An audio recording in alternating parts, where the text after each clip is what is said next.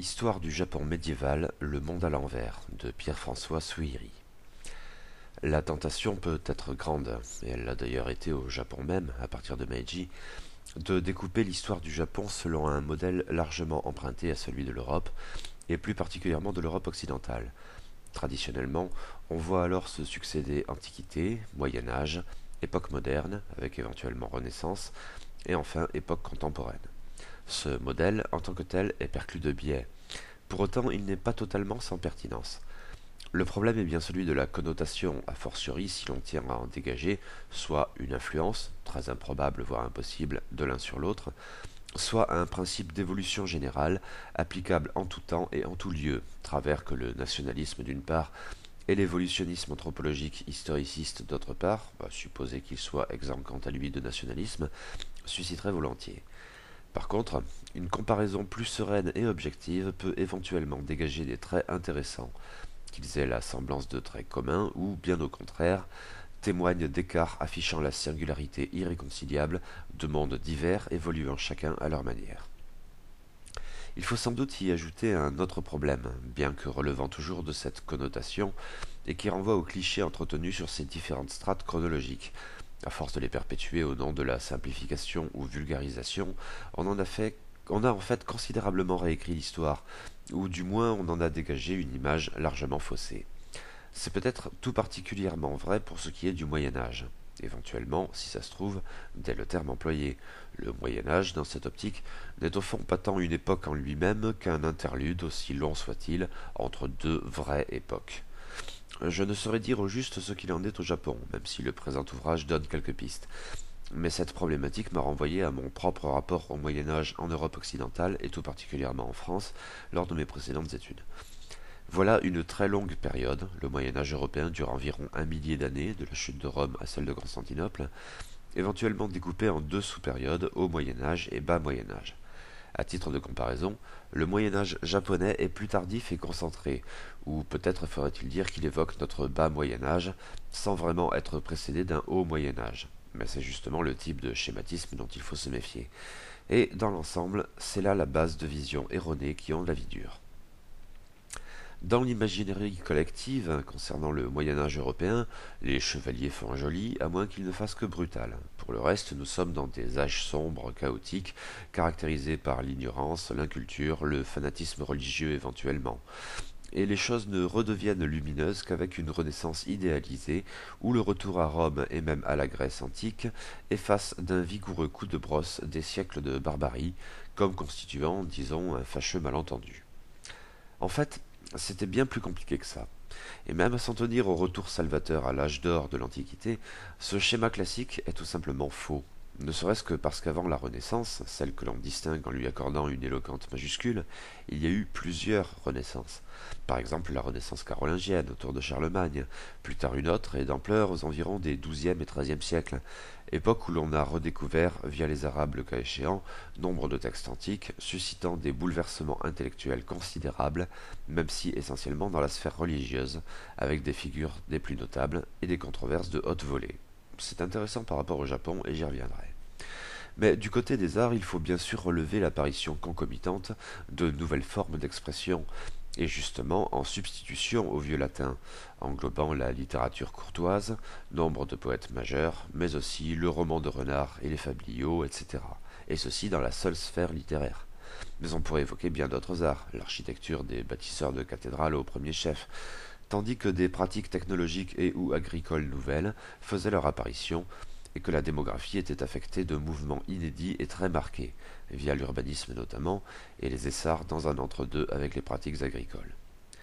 J'insiste sur la dimension intellectuelle et culturelle toutefois, et peut-être à tort, mais parce que j'ai le sentiment que le présent ouvrage de Pierre-François Souiri, me concernant, a balayé nombre de clichés de la même eau.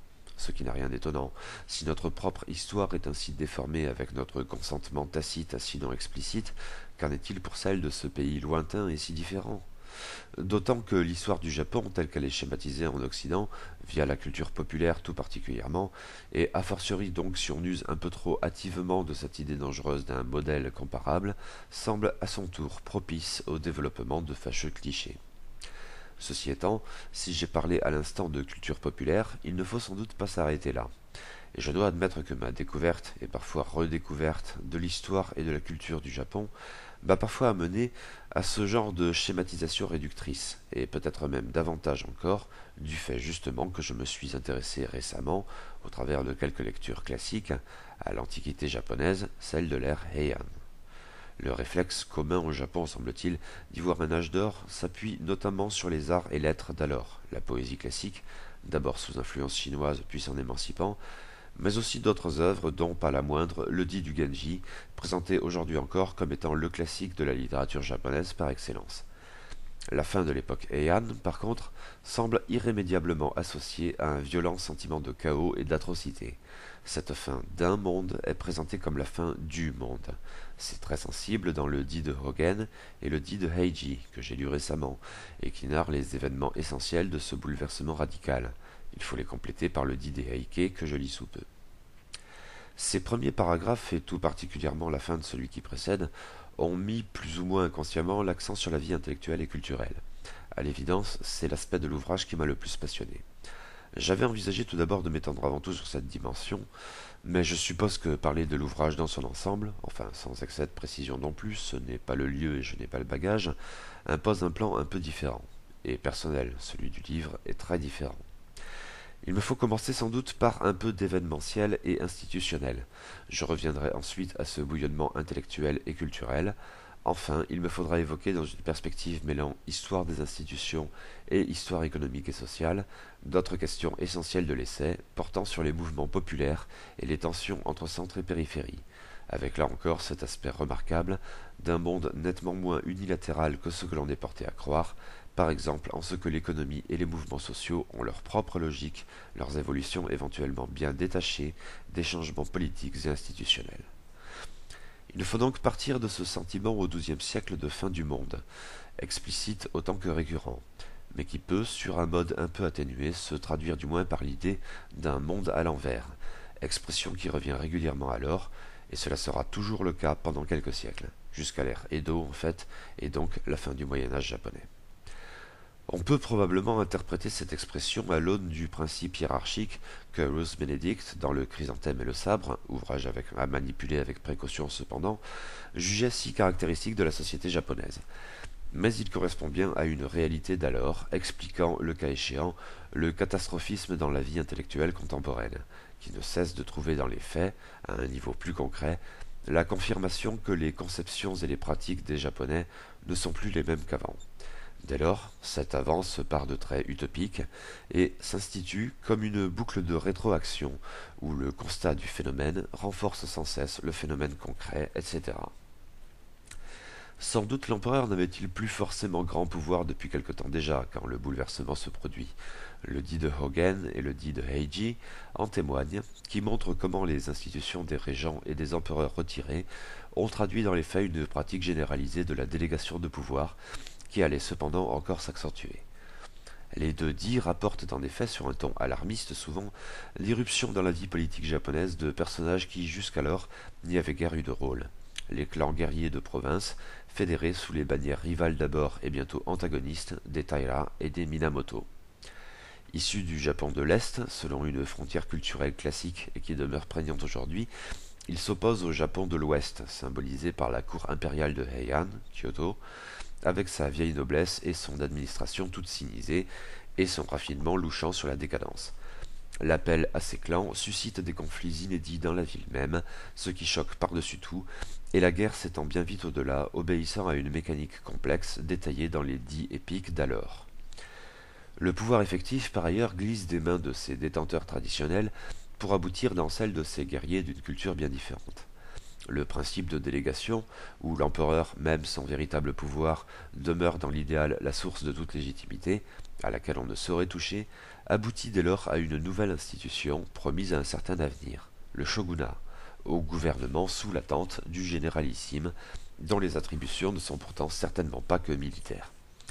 C'est l'époque de Kamakura, qui, née du chaos, s'avère pourtant relativement stable, et s'accompagne donc de ce bouillonnement intellectuel sur lequel je reviendrai bientôt.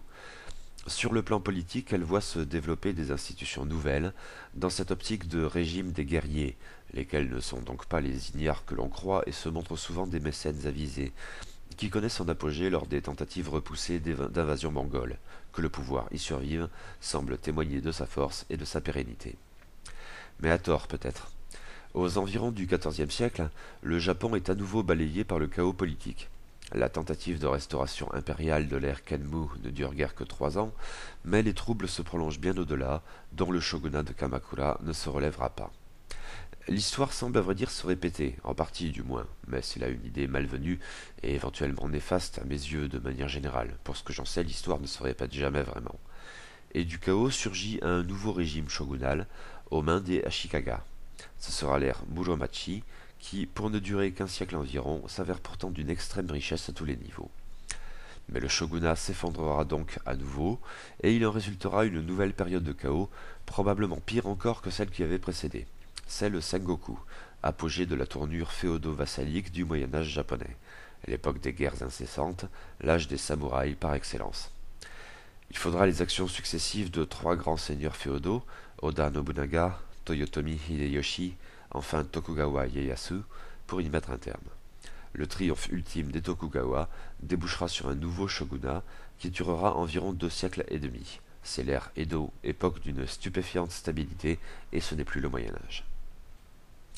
Ces grandes lignes événementielles et politiques étant tracées, je reviens donc à la question du bouillonnement intellectuel et culturel, en relevant qu'il y a peut-être un semblant de paradoxe, car à la fin du monde, le monde à l'envers, imprègne justement des œuvres essentielles de la littérature japonaise, parmi les plus importantes et les plus séduisantes.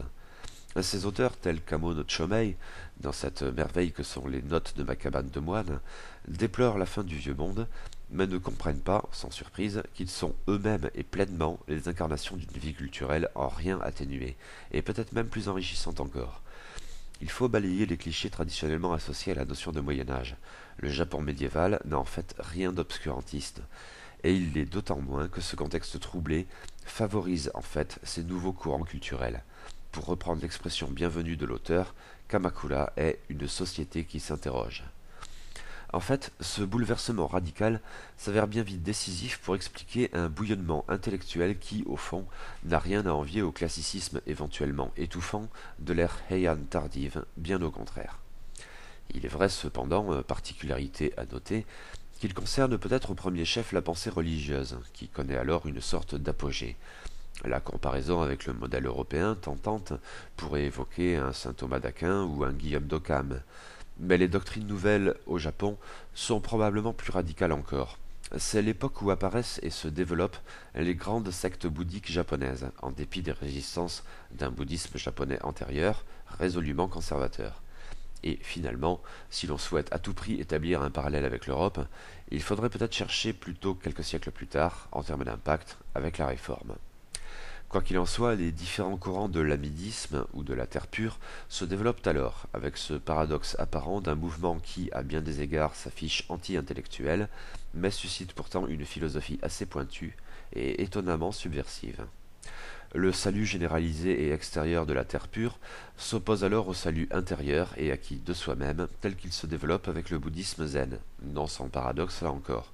On retrouve, via la mystique, le satori, le koan, etc., une semblable prétention anti-intellectuelle, qui pourtant ne s'accommode guère de la réalité de la pensée d'un Dogen, notamment, mais parmi d'autres d'une extrême complexité et subtilité. Par ailleurs, ce mouvement intérieur s'avère étonnamment moins subversif que le bouddhisme de la terre pure, au point en fait où les moines zen ne tardent guère à devenir des gestionnaires avisés pour les autorités en place, tandis que leur philosophie devient peu ou prou la leur, même si elles sont diffusées dans cette période chaotique forcément. Ou du moins celle des classes supérieures, ainsi des samouraïs notamment, a fortiori quand elles se teintent d'un renouveau confucianiste d'inspiration chinoise. Et il y a d'autres mouvements, bien sûr, dont à noter tout particulièrement le prosélytisme intolérant d'un Nichiren, avec lequel on retrouve ce trait plus ou moins paradoxal que, en France et plus tard, on qualifierait peut-être de plus royaliste que le roi, à ceci près que la complexité du système politique japonais d'alors ne se prête guère à l'emploi d'une expression aussi polarisée.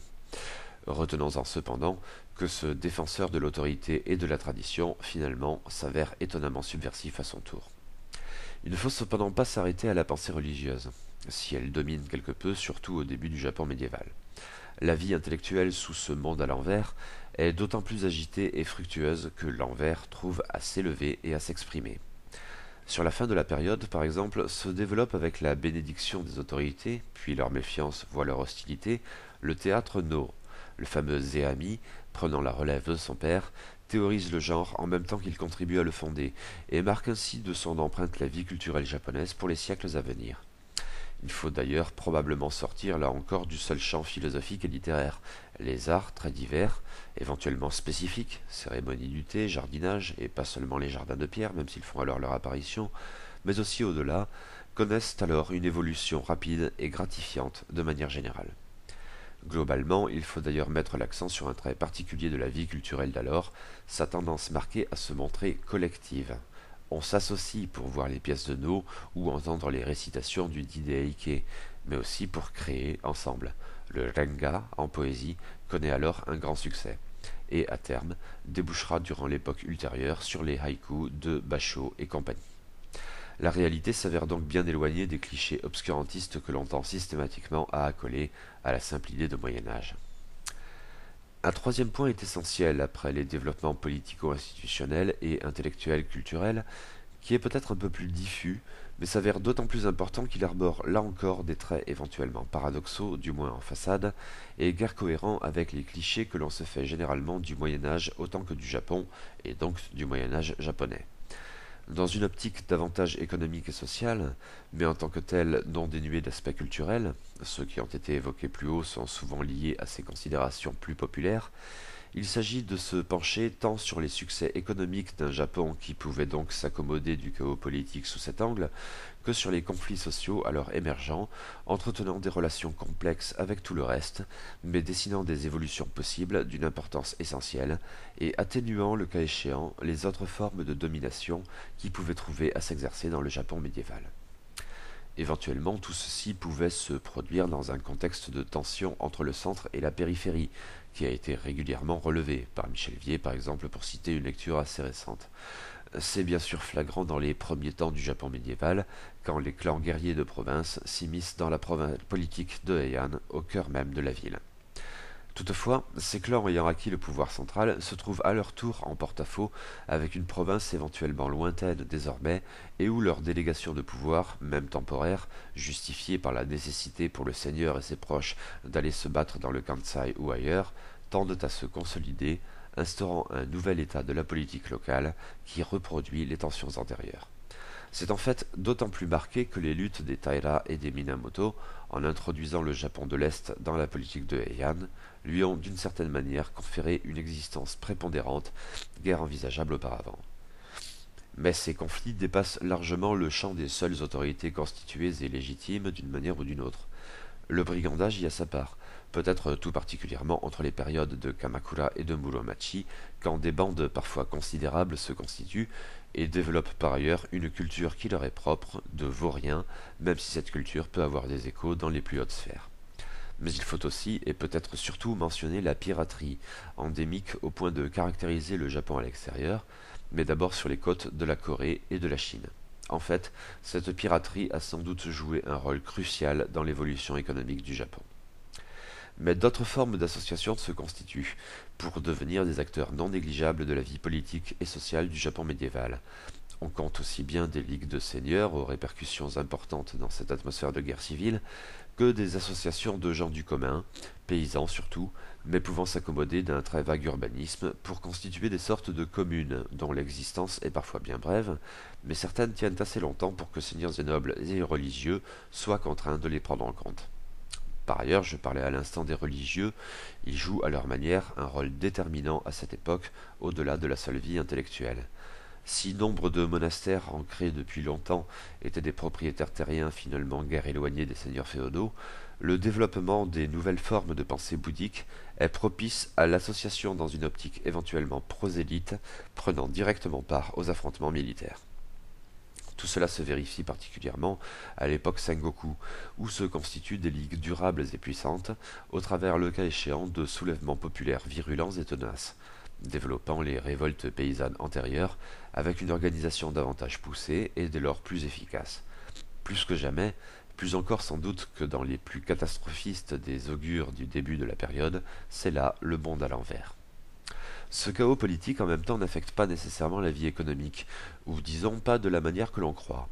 Le siècle de Muromachi, tout particulièrement, pour constituer une période de stabilité relative, mais assez brève, s'accompagne d'un net développement des échanges internationaux, éventuellement via la piraterie donc, quitte à employer des moyens détournés pour ce faire, par exemple en accordant un rôle de pont à Okinawa.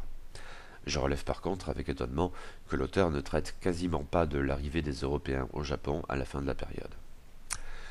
Parallèlement, dans la sphère interne, et sur l'ensemble de la période cette fois, le monde rural se développe, pratiquant une agriculture plus intensive, laquelle produit des biens qui peuvent dépasser la seule autosuffisance pour trouver à être échangés sur un marché intérieur en plein développement. Certaines régions sont tout particulièrement prospères à cet égard, et la nature même de l'économie japonaise s'en ressent, par exemple en raison de l'usage plus généralisé de la monnaie.